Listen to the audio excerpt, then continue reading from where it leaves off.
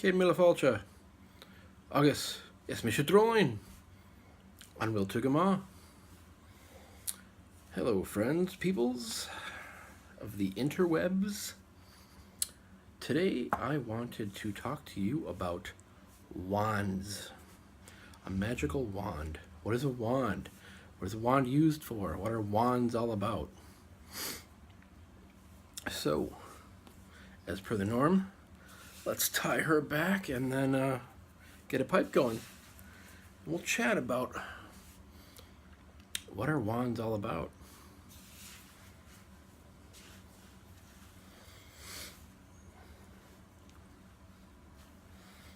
All right. Proper. Tonight it's brought to you by some Lallican leaf. Lallican blend that I made that consists of some 1Q mixed with some Dutch Cavendish and some of Mac Baron's Scottish blend. And it's quite tasty if you're a pipe smoker. Doo-doo-doo. And we'll be smoking out of a nice custom pipe that I designed myself and had a local pipe maker make for me.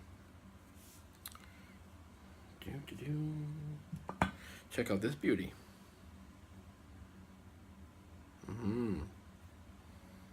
200-year-old Algerian briar. Nice amber style lucite stem. Quite nice.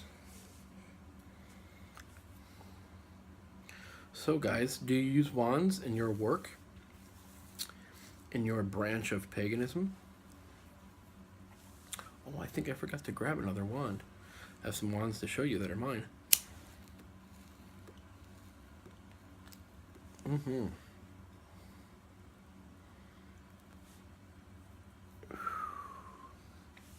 I wonder, and after you're done watching this video, if you use wands differently than I do,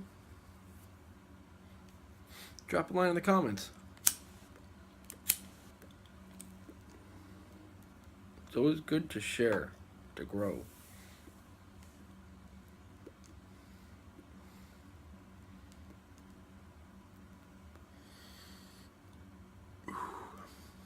That's quite nice. All right, I'm gonna grab another wand real quick.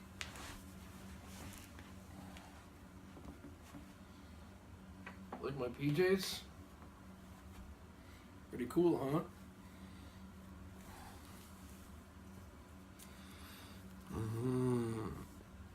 I made this, guys.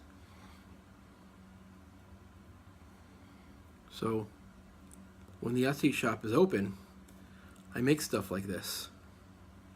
Custom. All right, wands.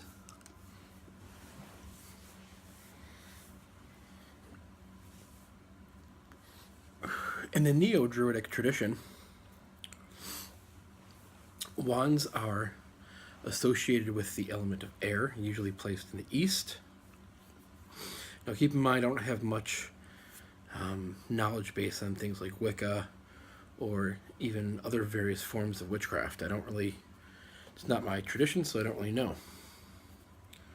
So ignorance is there on my behalf, so I'm sorry.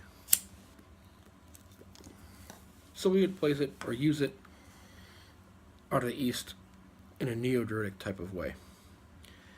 Of the element of air. Dawn, springtime. That's in Neo-Druidry, okay?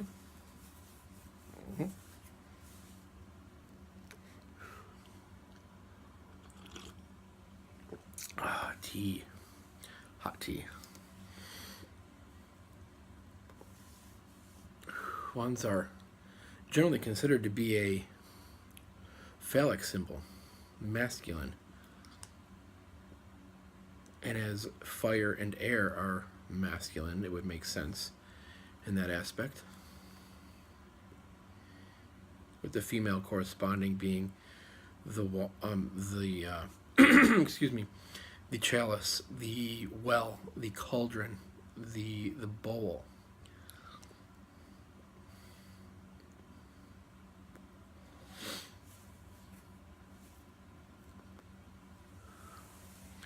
Now, I'm of the school of thought that wands themselves do not hold any specific power. They're a tool of which we use that directs power. Power comes from us, or power comes through us, directed outwards. But what power? What are we directing? Where do we point our wands and why?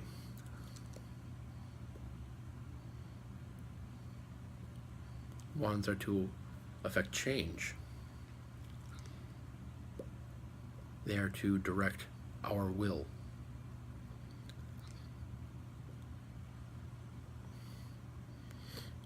But what will and what change? I guess that's in the intent, isn't it?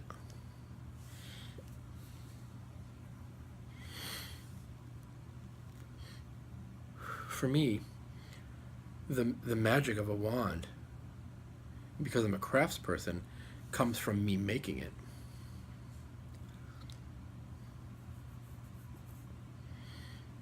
And also, the direct relationship that I have with the tree that it comes from. And a step further would be, its connection in the Om, but it's a symbolic connection. I'm not saying that, oak or yew or birch have these magical properties. They have a symbolic, a poetic name to them, that it's because of the symbolism that it becomes special and important. And we would use it in such a way that the type of work that we're doing, we're going to try to match that type of symbolism connected to that work.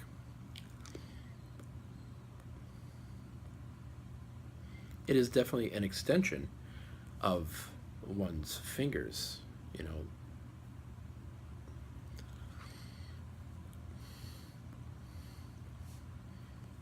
Some traditions probably use it to open or close a circle, I imagine. In Shinshakt, we don't have things like that. In a traditional sense, we don't work that way.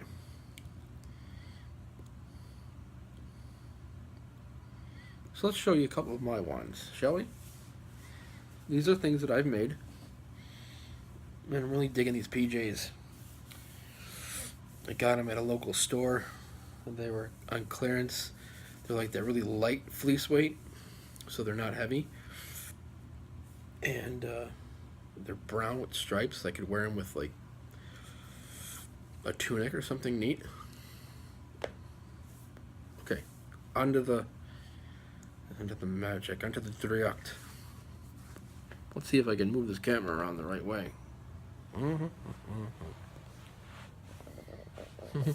I can't see because I'm pointing it. Alright, let's try to do this the right way.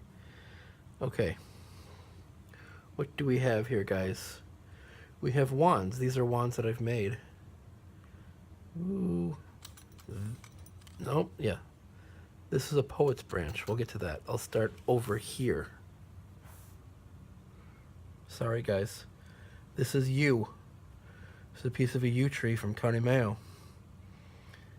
This is hazel. That came from a friend when I was visiting from New Forest in the UK. And this is rowan from my mother's yard. And this is oak, I showed you in the beginning, from a 300-year-old tree here that was cut down in the last 5 years. And this is a piece of yew, from a local piece of yew from a school that I used to attend to as a child.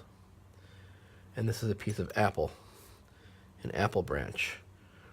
And it's a poet's branch. You can see it has bells on it. And it has some ogham on it. Now, this would be used a little bit differently than the other wands.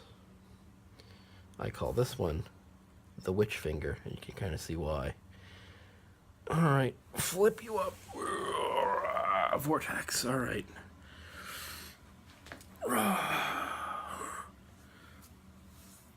A bit dizzy there. Alright, so, wands. Why did I pick these woods?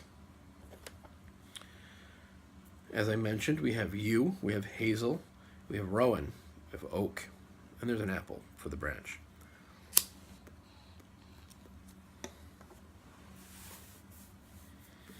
The yew, the first one that I showed you, comes from a branch from County Mayo.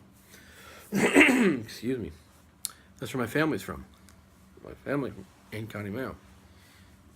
But Mayo in Nualaga means plain of the yew trees.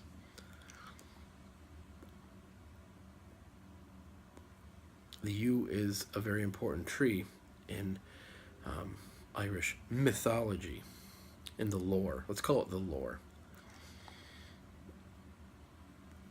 The sacred trees most commonly found in Irish lore would be the hazel, the rowan, and the yew. You would think, well, druidically speaking, the druids are associated with oak. That's arguable. And if it is, it's from usually an outside source, or it's not a Gaelic source. It would be Brythonic, it would be Welsh, and most probable Gaulish from today France. This connection of druids being associated with oak can be deduced from the etymology of the word druid itself. But there's many different takes on the etymology of the word druid.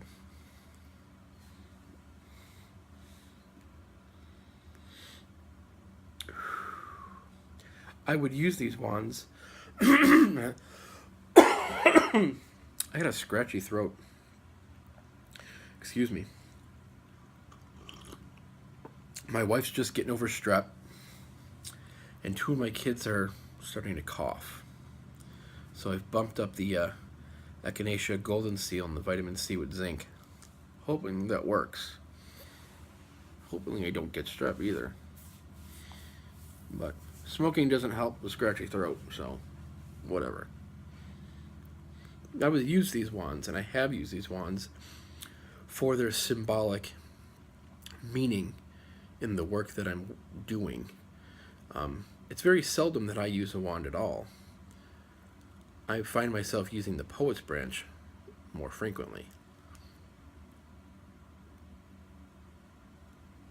No, some traditions say the Poet's Branch is used to call the fairy folk, the Fae. I guess that might be a more modern take on things. Traditionally, the Poet's Branch was used, and when I say Poet's Branch, the Fila, singular, Fili, plural, for poet, the Doctor of Poetry, the Olav, I've talked about in other videos. Depending on your rank within the poet class, dictated the type of branch you would carry, a bronze, a silver, or a gold branch. The Ogham that I showed you on the branch said Olaf, dictating, representing the 12 years of study. They were used oftentimes to announce something, that someone important would be speaking, to signal for people to bring it down, quiet down. A story might begin, a speech would be had.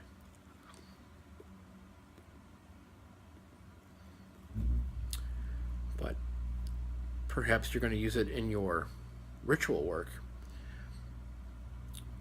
Maybe you simply walk around, circumambulate the circle that you're working with. You're not calling directions or quarters.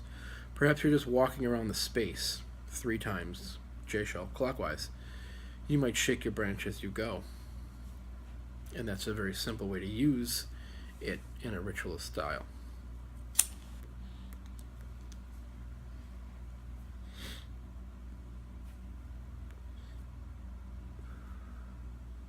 I talked before in a past video, for fuck's sake, about how one could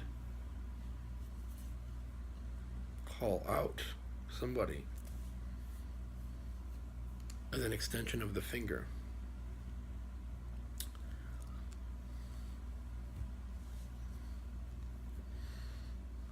So guys, how do you use your wands? Do you use wands at all? Like I said, it's pretty infrequent for myself.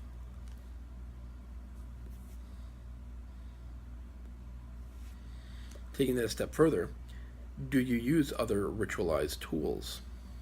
Maybe a spear, a sword, a dagger, a cup, a chalice, a cauldron, a shield, a stone for swearing oaths upon,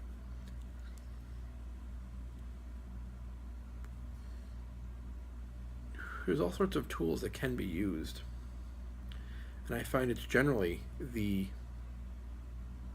symbolic meanings that we attach to these things. They're almost like archetypes in themselves, a very symbolic tool.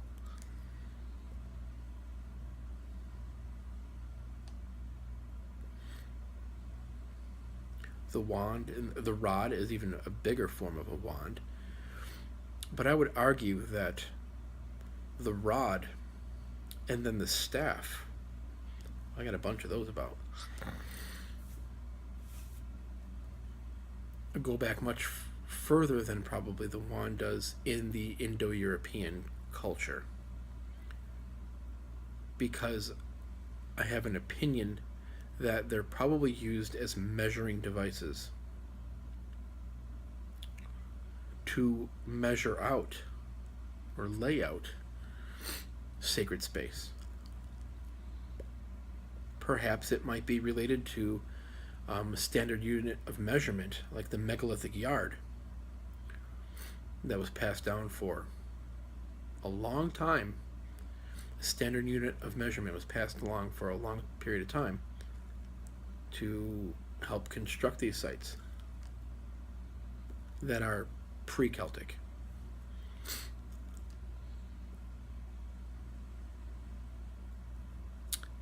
There's a trapping, though, with using tools, that they can become a crutch.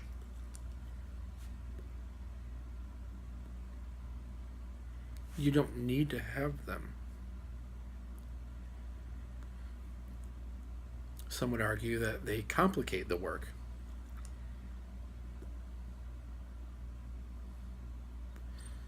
I've been to Neo-Druid rituals, many of them. Some use tools, some don't, and some have used like a table full of items and props. And that to me is a giant turnoff.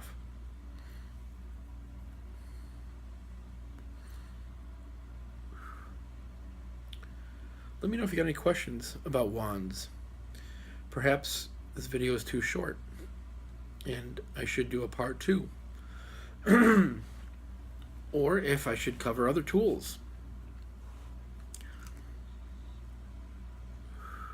I don't use many tools myself, especially solo practice, definitely not. And in a group setting,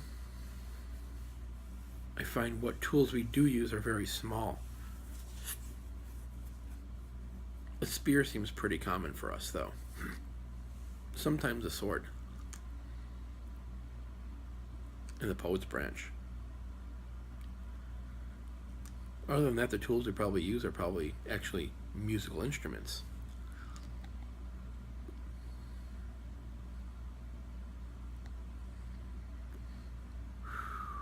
Well, thanks for joining me. And again, leave some comments if you want. Ask some questions. If there's a need to do a part 2, I'll gladly do it. And until then, be excellent to each other. And party on.